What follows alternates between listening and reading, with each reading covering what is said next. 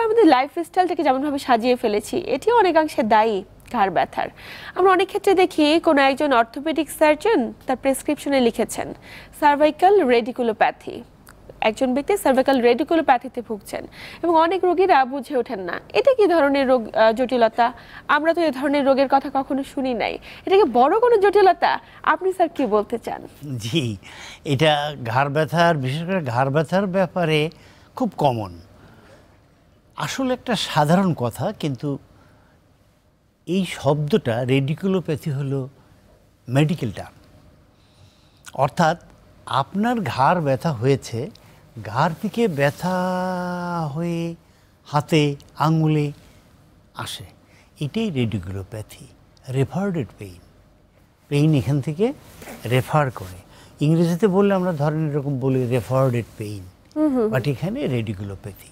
এই রেডিকুলোপ্যাথির মধ্যে এরকম পাওয়া যায় ঝিমঝিম করে, অবশ অবশ লাগে, অস্বস্তি লাগে, ভালোভাবে হাত ব্যবহার করতে পারি না, হাত যদি একটু নিচের দিকে থাকে হাত ছিঁড়ে যায়, কোনোভাবে একটু ধরে রাখলে ভালো লাগে। আর আমি যেটা বলি রুগীদেরকে টেস্ট করার জন্য, আপনার কোনো কিছু করার দরকার নাই, ধরার দরকার নাই, ব্যাগ ব্যবহার করার দরকার নাই, আপনি জাস্ট হাত মাথার উপর রাখেন। আচ্ছা, হাত মাথার উপর যখনই রাখলেন তখন এখান থেকে আপনার যে ব্রেকিয়াল প্লেক্সাস বের হয়েছে সে তখন আর টাইট বা টানে থাকলো না, রিল্যাক্স হয়ে গেল। যখনই রিল্যাক্স হয়ে গেল দেখা যাবে যে এটা অনেকটা কমে গেছে। এটা দুটো মুভমেন্টে কমে। আপনি এখানে রাখার পরে একটা রোটেশন উইথ ফ্লেকশন অথবা রোটেশন উইথ এক্সটেনশন নির্ভর করে যে তার এখানে কি ধরনের কষ্ট, সেই কষ্টতে আপনি রোটেশন উইথ ফ্লেকশন করবেন কিনা, রোটেশন উইথ এক্সটেনশন করবেন কিনা। এটা আমার প্র্যাকটিস আমরা দেখি।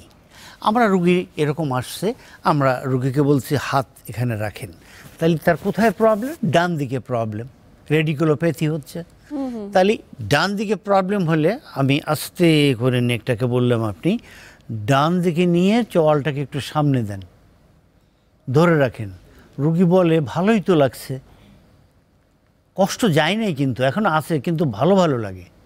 আবার আগে নিয়ে আসলাম, রিপিটেড করেন, দেখবেন যে রেডিকুলোপ্যাথি ইনশাল্লাহ চলেই যেতেই পারে। এই যে ছোট ছোট ট্রিক্সগুলো স্যার রয়েছে, এগুলো তো আপনার ইউটিউবে দিচ্ছেন, প্রতিদিন অনেকে দেখছে, দেখে উপকৃত হচ্ছে। স্যার ধরেন কোনো একজন ব্যক্তির ঘাড়ে ব্যথা হয়েছে, ঘাড়ে ব্যথা হলে দেখা যায় ম্যাক্সিমাম ক্ষেত্রে তো আমরা পেন কিলার খেয়ে সেই ব্যথাটাকে নিবারণ করার চেষ্টা করি, কিন্তু অনেক ক্ষেত্রে অনেকে দেখা যায় সুনির্দিষ্টকরণ করছে না ব্যথাটি কী কারণে, কিন্তু বিভিন্ন জায়গায় ফিজিওথেরাপিস্টের শরণাপন্ন হচ্ছেন। এবং আমাদের দেশে হর হামেশাই যত্রতত্র ফিজিওথেরাপি সেন্টারগুলো গড়ে উঠেছে। আসলেই কারা ফিজিওথেরাপিস্ট এবং কারা ফিজিওথেরাপি দিতে পারবে, বিষয়গুলো নিয়ে আমরা অনেকেই শঙ্কিত নই এবং দীর্ঘদিন ফিজিওথেরাপি নিচ্ছি কিন্তু কোনো ফলাফল পাচ্ছি না। এই বিষয়টিকে আপনি কিভাবে দেখছেন? এতে করে তো অরিজিনাল ফিজিওথেরাপিস্টের প্রতি ভরসা হারাচ্ছে অনেকেই। খুব সুন্দর প্রশ্ন এটা, এবং আমাদের রুগীরা অনেক সময় আমাকে আমার প্র্যাকটিসে বলে থাকেন এ ধরনের কথা। আমি তখন সবাইকে একটি কথাই বলি, অ্যাসেসমেন্ট অ্যাসেসমেন্ট অ্যাসেসমেন্ট। যদি আপনি সঠিক অ্যাসেসমেন্ট করতে পারেন তাহলে আপনি জানেন কিভাবে চিকিৎসাটা করতে হবে। অনেক দিন চিকিৎসা নিচ্ছে কিন্তু ফল হচ্ছে না। যেমন ধরেন একজন লোকের প্রবলেম হলো C5C6-এ, এখান থেকে ব্যথা হয়ে একটু আগে আমরা বলছিলাম রেডিকুলোপ্যাথি নিচে আসে। আমি যদি চিকিৎসা করি তাহলে আমি ঠিক C5C6-এই আমার চিকিৎসাটা হবে। একটু আগে বলছি যে এইটা যখন রেডিকুলোপ্যাথি হয় নেকের আমরা এক্সটেন্ড করতে পারি, ফ্লেকশন করতে পারি, but most of the time দেখা যায় অধিকাংশ রোগীগুলো এক্সটেনশনে কমে যায়। আচ্ছা, তাহলে C5C6-এ যদি আপনি এক্সটেন্ড করে এটাকে চিকিৎসা করেন রিপিটেডলি এবং একটু ম্যানুয়াল ট্রাকশন দিয়ে দিলেন, তাহলে সে ভালো বোধ করবে। তাহলে আপনি কোথায় যাবেন আপনি নির্ধারিত করতে পারেন কোথায় আমার এই চিকিৎসাটা সঠিক হচ্ছে। একদমই। এই শুধু যে ফিজিওথেরাপি চিকিৎসা তা নয়, যে কোনো চিকিৎসার ব্যাপারেই আপনার, আমি রোগী আপনিও রোগী, আমরা তো নির্ধারণ করতে পারবো না who is my right doctor. একদমই। আমরা নির্ধারণ করতে পারবো কোথায় গেলে আমার কষ্টটা ভালো হলো, আমি সেখানেই বারবার যাব। তো সেই জন্যে আমার মনে হয় বা আমি দেখি আমাদের দেশে এখন অনেক ফিজিওথেরাপি চিকিৎসক আছেন যারা সঠিক অ্যাসেসমেন্ট করতে পারেন, তারা রুগীকে রাইট জায়গায় চিকিৎসা দিতে পারেন এবং সেই চিকিৎসার ওসিলায় অনেক লোক ভালো হচ্ছে। আবার অন্যদিকে যদি আপনি পপুলেশনের কথা চিন্তা করেন, প্রচুর পপুলেশন আমাদের দেশের, সেখানে প্রায় 49% অফ দ্য পিপল, এটা হলো কিছু কিছু রিসার্চের কথা, তারা নেক প্রবলেমে ভোগে। তো 49% অফ দ্য পিপল যদি নেক পেইনে ভোগে তাহলে তো অনেক রুগী, একদমই তাই। অনেক। এবং তারা কি চায়, এই রুগীগুলো চায় নন সার্জিক্যাল সলিউশন চায়, একদমই। তারা অপারেশন করে সলিউশন চায় না। বাট আপনি না চাইলে তো হবে না, আপনি কি চাইলেন তা নয়, আপনার কি দরকার সেটি মেইন। আপনার যদি এখন উইদাউট সার্জারি আপনার প্রবলেম যাবে না, তাহলে আপনাকে সার্জারিতে যেতে হবে।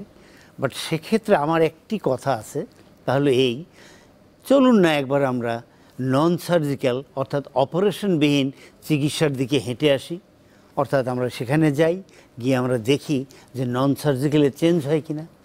এই যে নন সার্জিক্যাল একটি প্রসিডিউর, সেটির মাধ্যমে একটি থেরাপি নেওয়া, আসলে ঘাড় ব্যথা রোধে এক্ষেত্রে ফিজিওথেরাপির ভূমিকা কতটুকু?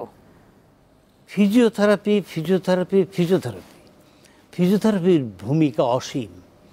আপনি যদি আমাকে বলেন যে কতটুকুনো, এটা এই অনুষ্ঠানে বলে শেষ করা খুব কঠিন।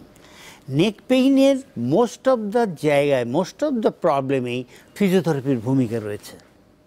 যেমন আমি একটা খুব সাধারণ কথা বলি, তাহলে এই যে আপনার স্ট্রেস আছে, ডিউ টু স্ট্রেস আপনার এই নেক প্রবলেম হচ্ছে। এখন ফিজিওথেরাপিস্টের স্ট্রেস রিলিফে খুব পারদর্শী। আচ্ছা আচ্ছা। তো যদি ফিজিওথেরাপি চিকিৎসকের কাছে যান এবং উনি যদি আপনার স্ট্রেস রিলিফ করেন, তাহলে আপনার কষ্ট চলে যাবে। তো এইটা তো আমি একটা অসুবিধার কথা বললাম, এরকম অনেক অনেক অনেক অনেক অসুবিধা রয়েছে, যে অসুবিধাগুলোকে আমাদের দেশের এখন যে ফিজিওথেরাপি চিকিৎসক আছেন তারা, আমি বলবো এক্সেলেন্ট। তারা এত সুন্দর চিকিৎসা করে এবং যে চিকিৎসার ওসিলায় আমাদের দেশের অনেক রুগী, অনেক লোক এখন কষ্টমুক্ত।